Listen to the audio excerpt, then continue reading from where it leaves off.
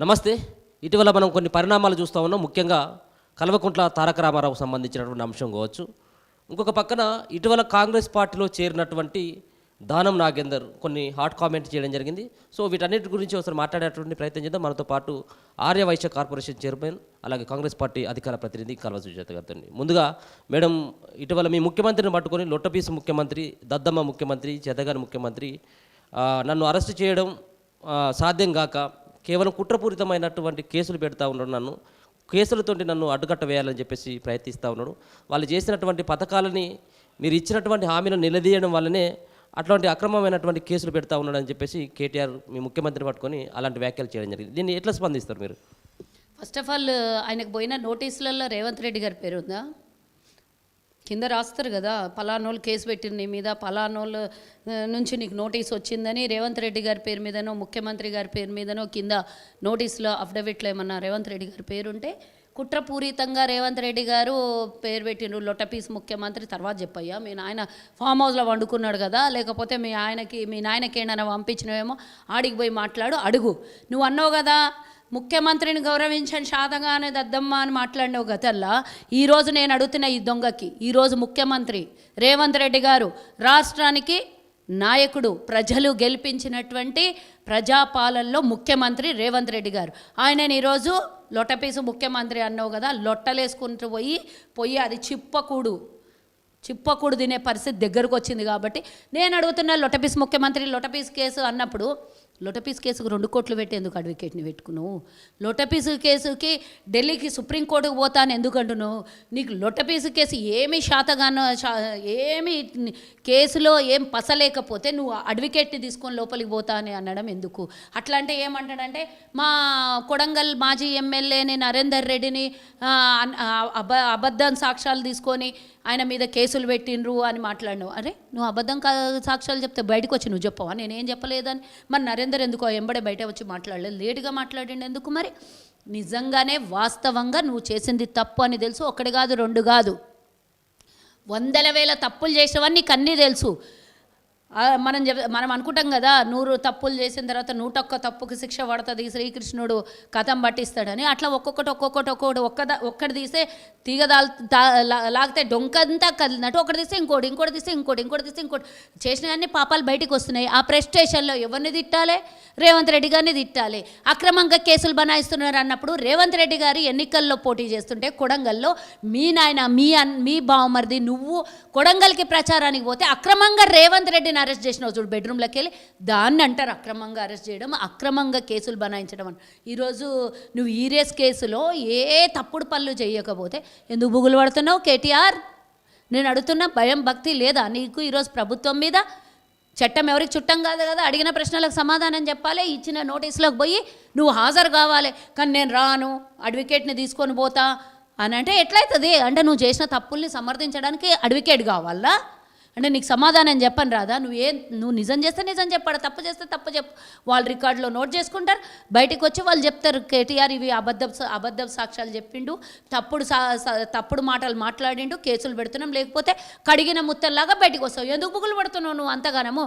నీ దగ్గర డబ్బు బలం, అహంకార బలం, మదమెక్కి కొట్టుకొని వస్తున్న బలం అంతా ఉంది కదా మీ దగ్గర. మరి నువ్వు ఎందుకు భయపడుతున్నావు కేటీఆర్? ముఖ్యమంత్రి అంటే నీకు అంతా చీప్ అయిపోయిందా? అలాంటి మాటలు మాట్లాడుతున్నావు. టైం వస్తుంది బిడ్డ, ఒక్కొక్కరికి టైం వచ్చేడుతుంది. రేవంత్ రెడ్డి గారు సహనంతో ఈరోజు ముఖ్యమంత్రి స్థానంలో కూర్చొని సహనంతో ఉన్నారు.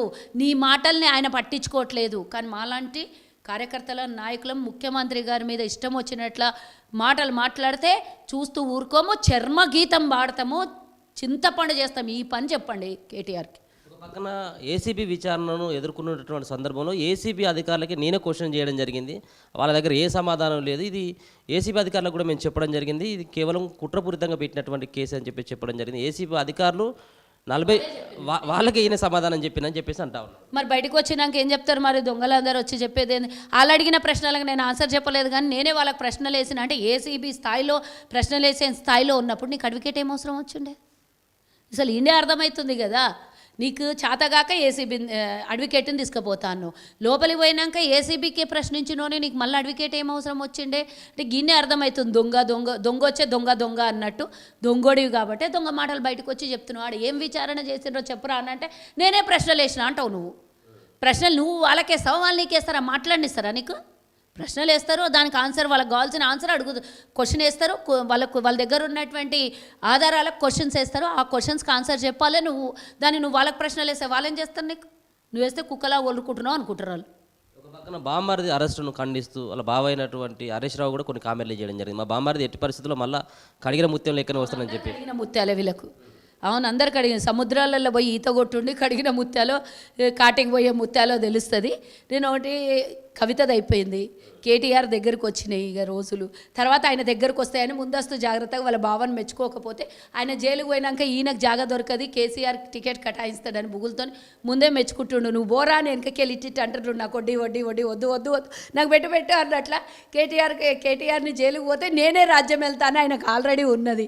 ఆల్రెడీ మొన్న ఆ మధ్యకాలంలో కౌశిక్ రెడ్డి మాట్లాడినప్పుడు హైలైట్ అయిన హరీష్ రావుని చూసి భరించలేక అమెరికాల నుంచి ఎబ్బిడిదబ్బిడిగా పారిపోయి వచ్చినటువంటి కేటీఆర్ ఇప్పుడు మళ్ళీ అదే పన్నాగం మన్నితే మళ్ళీ ఆయన పోయినాక నేనే నేత, నేనే నాయకుడిని, నేనే ముఖ్యమంత్రి అభ్యర్థిని, నేనే పార్టీ అధ్యక్షుడిని అని ఇప్పుడిప్పుడే చెప్పుకుంటే బాగుండదని ముందస్తుగా ఆయనకు డబ్బా కొట్టి ఆయన జైలుకు పోయినాక ఇక ఈయననే అయిదామనేది ఆయనకు ఆలోచన ఉన్నది. ఒకళ్ళకి రెడీగా ఉన్నదిలే అది. ఇక ఏసీబీ ఒకళ్ళకి తగిలినాక ఇంకోళ్ళకి తగులుతుంది. ఎవరు అవినీతికి ఎవ్వరు కూడా భిన్నంగా లేరు, ఎవరు కూడా దూరంగా లేరు. అందరికన్నా అవినీతి చేసిన కల్వకుంట్ల కుటుంబం ఎక్కడ వారిపోతుంది చెప్పండి? భూమి మీద ఈయనే నూకలు చెల్లించుకొని పోవాలి వాళ్ళు చేసిన అక్రమాలకి. ఇటీవల మీ పార్టీలో చేరినటువంటి దాదాపుగా 10 మంది వేరే పార్టీలో గెలిచి మీ పార్టీలోకి వచ్చినటువంటి దాంట్లో భాగంగా చాలా అంటే మీకు మెజార్టీ ఉన్నప్పుడు కూడా వేరే పార్టీకి సంబంధించినటువంటి ఎమ్మెల్యేలను తీసుకోవడం వల్ల కాంగ్రెస్ పార్టీకి ఎంతైనా కానీ మైనస్ అయింది. దాంట్లో భాగంగా అంటే మీరు మళ్ళీ ఎమ్మెల్యేల కొనుగోలుకు సంబంధించినటువంటి విషయం కొనుగోలేంది ఎమ్మెల్యేలను తీసుకోవడం జరిగింది. వాళ్ళకి మెజార్టీ ఉన్న తర్వాత కేసీఆర్ అనుకుంటున్నా కొనుగోలు చేయడానికి. ఆల్రెడీ పార్టీల పైసలు లేక నెల వస్తే జీతాలు ఇయ్యలేక అన్ని శాఖల నుంచి రూపాయి పోగేసి మేము తెలంగాణ ఉద్యోగస్తులకు జీతాలు ఇస్తున్నది కాంగ్రెస్ పార్టీ ప్రభుత్వం. మా దగ్గర డబ్బు ఎక్కడిది? పేదల పార్టీ బాబు, డబ్బుతో కొనుక్కునే పార్టీ కాదు. వాళ్ళు వస్తే మేము వద్దలేదు. ఆ రోజే చెప్పినాం మేము, మమ్మల్ని అనవసరంగా జాలిం లోషన్ పెట్టి దురద పెట్టింది కాబట్టి కేసీఆర్కి మేము జాలిం లోషన్ రాసినాము. గోకినో దురద పెట్టింది, దానికి జాలిం లోషన్ రాసినాము కాబట్టి ఆ జాలిం లోషనే 10 ఎమ్మెల్యేలు వాళ్ళు వచ్చిర్రు ఇక్కడికి. అది ఇక తర్వాత సంగతి, ఆ టాపిక్లోకి పోకి కాదు, వేరే విషయం అవుతుంది. కాబట్టి ఆ రోజు అన్నావు కదా 3 నెలల ప్రభుత్వం కూలిపోతుంది. 6 నెలలు ఇప్పుడు అంటలేవు ఎందుకో? నోరు బంద్ అయింది. అప్పుడు ఎందుకో 10 నెలల్లో పోతుంది, 3 నెలల్లో పోతుంది, 6 నెలల్లో పోతుంది, అయిపోయింది మా నాయన్నే ముఖ్యమంత్రి అని చెప్పుకున్న కేటీఆర్కి మరి ఎందుకు ఇప్పుడు మాట్లాడతలేరు? నోరు చల్లబడ్డది. సో మీకు అందుకనే కుక్క కాటుకు చెప్పు దెబ్బ అని మీకు ఆ రోజు శాస్త్రి నేర్పించినాము. ఆ శాస్త్రికి జోహార్లు. ఈరోజు నోరు బంద్ అయింది మీది. కాబట్టి ఆ సందర్భం వేరు, ఆ సబ్జెక్టు వేరు. ఈరోజు దానం నాగేందర్ మాట్లాడిన దానికి ఎవరు అభిప్రాయాలు వాళ్ళు చెప్పుకుంటారు. అభిప్రాయాలు చెప్పినంత మాత్రాన అదే వాస్తవం కాదు. మా పార్టీలో ముఖ్యంగా స్వేచ్ఛ ఉంది. వాళ్ళు ఏమన్నా వాళ్ళకు తోచిన ఆలోచనను మాట్లాడుకుంటారు. కానీ మాట్లాడిందల్లా నిజం కాదు, మాట్లాడిందల్లా అబద్ధం కాదు.